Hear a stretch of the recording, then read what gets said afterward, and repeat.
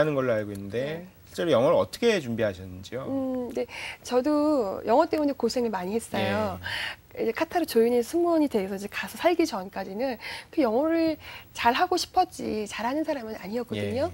근데 어쨌든 용케 면접을 통과해서 이제 왔는데 한국에서 배우는 영어는 이제 미국식 영어라고 할까? 선생님들 다 미국에서 오시고 우리가 공부한 영어 테이프도 이제 미국인 강사들이 많이 녹음을 해주시니까 그게 이제 표준이라고 생각하고 배워왔는데 여기 이제 중동 쪽에 오니까 다 이제 아랍 영어를 또 다 하시고 또 아랍 영어라는 게 따로 있네요. 그러니까 약간 우리가 한국 사람이 영어를 하면 콩글리시라 그러잖아요. 또 아랍 영어가 또 있어요. 그러니까 영어가 같지도 않은데 그 사람들은 이제 통하는 거고 나도 모르게 그러니까 내가 영어를 잘하면 못 알아듣는 경우도 있고요. 그 영어 공부를 다시 가서 해야 되는 그런 경우였어요. 그리고 저는 그 이제 가기 전에 순수 국내파거든요. 혼자 독학을 공부하고 연수 다녀고 이러진 않았었어요.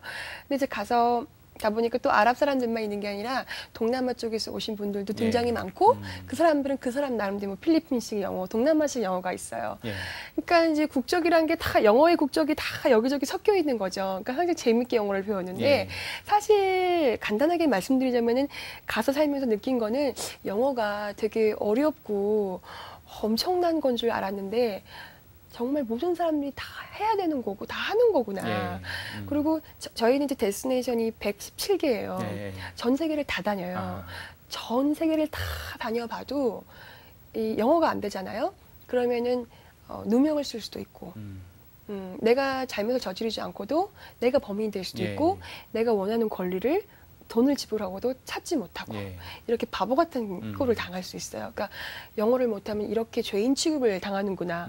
그래서 그런지 영어를 다 해요. 그리고 알고 보니까 영어라는 게 어려운 게 아니에요. 그러니까 저도 영어를 책상에 앉아가지고 막 몇 시간씩 막 굉장히 학구적으로 책을 펴고 그렇게 공부한 적이 없어요. 그러니까 물론 승무원도 영어를 많이 안 하는 것 같지만 기내에서 모든 좌석에 앉아있는 승객들하고 다 대화를 사실 해야 돼요. 그러니까 스피킹도 중요하고 이 스피킹을 동문서답을 하지 않으려면 리스닝도 잘 해야 되고 그다음에 승무원들은 이를 인수인계를 받으면 이 컴플레인을 또 솔루션을 주고 이렇게 처리를 했다라는 거를 상부에 이제 인폼을 하잖아요. 그럼 인폼을 받은 사람은 이거를 분석 정리해서 오피스에 또 보고를 리포트를 해야 되고 그러니까 리스닝, 스피킹, 라이팅 세 가지가 중상 정도는 돼야 되는 거죠. 이 정도 수준이 되면 일상생활 다 가능하시고 쇼핑도 되시고 그다음에 뭐 어떤 물건 사서 내가 이의를 제기하고 싶을 때 다 권리를 찾을 수 있고 그러니까 물론 저도 CNN을 자유롭게 막 보고 이러진 않아요. 그런데 이 정도만 돼도 충분히 영어가 되는 것 같고 그러니까 지금 예비 승무원 중에 영어 때문에 고민하시는 분들 사실 많아요. 저는 뭐 승무원 되고 싶은데 영어 때문에 외항사는 좀 그렇고요. 국내 쪽으로 좀 알아보고 싶어 이런 말씀하시는 분들이 있거든요. 근데 이왕이면은 이제 영어 배워서 좀 미칠 건 없잖아요. 그럼 만약에 이해를 못해서 잘 이게 학구적으로 내가 잘 모른다 싶으시면 이건 말이기 때문에요. 그냥 문법이라는 것도 그 사람들이 쓰는 방법을 우리가 똑같이 배우는 거예요. 그냥 읽고 외우고 암기하고 예를 들어서 쉬운 방법으로 영화나 노래 가사, 팝송 가사를 의미도 잘 모르면서 따라 부르다 보면 어느 순간에 내가 말을 하고 있고 일상생활에서 그 표현을 내가 활용을 하고 있어요. 이렇게 간단한 부분 놀이처럼 이렇게 받아들이면 공부가 재밌게 되는 것 같아요. 그러니까 진짜 필요에 의해서 영어가 극복이 될 수 있는 거네요. 저는 이렇게 막 공부해야 돼. 공부를 위한 공부는 좀 싫어하는 스타일이라서 하다 보니까 좀 천천히 자연스럽게 된 것 같아요. 저는 또 가서 또 굉장히 성격이 강한 아랍 친구들이 많아요. 승객들도 그렇고 승무원들도 그렇고 좀 말싸움을 좀 초반엔 좀 많이 했었어요. 일을 하면서 싸우면서 영어가 된 것 같아요. 아주 새로운 방법을 작가님이 말씀해 주신 것 같고요. 이제 끝으로 그 지금 이제 30살 승무원도 굉장히 재미난 이야기로 감사합니다. 저희한테 그 새로운 이야기를 진짜 들려주셨는데요. 또 다른 집필 계획이 있다고 들었는데 어떤 계획이 있으신지요? 이제 좀 슬럼프가 좀 있긴 했었어요. 원래 제가 소설을 썼었잖아요. 그래서 소설을 계속 쓰고 싶은데 그러니까 소설가가 정말 최종적으로는 되고 싶고 한국인의 어떤 정체성을 100% 갖고 있는 작가로서 예. 내 소설이 전 세계적으로 번역도 돼서 내가 외신들과 예. 한국 작가지만 통역자 없이 영어로 직접 내 작품에 대해 설명도 해줄 수 있는 예. 인터뷰도 가능한 이런 정말 실력 있는 작가가 되는 게 제 꿈이거든요. 예. 지금 갖고 있는 예. 또 하나의 꿈인데 이렇게 소설을 쓰고 싶은데 제가 어쨌든 이걸 스토리텔링식으로 소설을 썼지만 어쨌든 문학이 순수문학이 아니라서 예. 이러다가 순수문학을 영영 못하게 되는 건 아닌가라는 그런 이제 그러니까 비행을 한 5, 6년 열심히 하다 보니까요.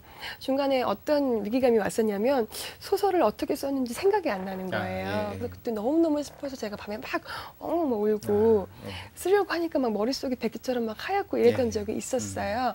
근데 제가 올해 문제소설에 좀 이렇게 좀 지목이 되면서 예. 문학상을 우수상으로 좀 이렇게 받은 예. 게 있었는데 그 작품을 5년 만에 공백을 슬럼프를 깨고 처음으로 냈던 건데 그렇게 반응을 이렇게 답을 예. 주셔서 제가 소설을 계속 써야겠다, 써봐야겠다라고 결심을 해서 제 공백을 뛰어넘은 거. 제가 생각을 계속 한 거죠. 저도 고민이 굉장히 많은데 그래서 앞으로는 이제 평생 좋은 작품을 많이 쓸 거고 책도 계속 꾸준히 독자들과 호흡할 수 있는 그런 길이 있다면은 꾸준히 낼 건데 지금 다음 차기작으로 준비하고 있는 거는 역시 스토리텔링식의 이야기예요.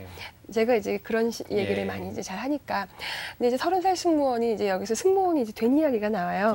그리고 그 이후의 이야기를 많이 이제 궁금해 하시는데 그 이후의 이야기 이제 앞서서 이제 승무원이 되는 것도 중요한데 카타르를 비롯한 중동에 대한 사실 정보가 없어요. 그렇죠. 그리고 있다 해도 뭐 전쟁 그렇죠. 그리고 이제 뭐 무슬림에 대한 그런 편견들에 의해서 잘못 알려진 사실들이 많이 있어요. 그래서 이런 거죠.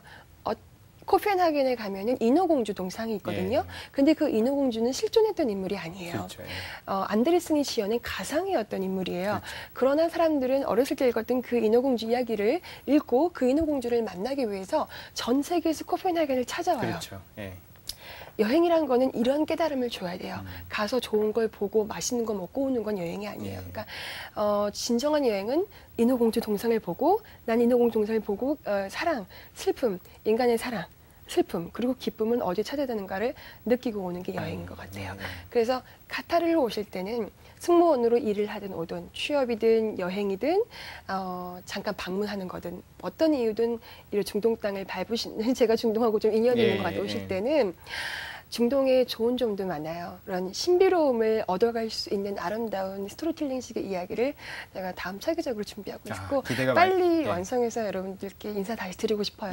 기대가 많이 됩니다. 그 정확한 아랍의 이야기를 저희한테 들려주실 거라 믿고 있습니다. 감사합니다.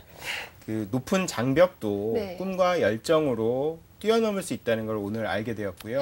좋은 말씀 잘 들었습니다. 감사합니다. 초대해 주셔서 감사합니다.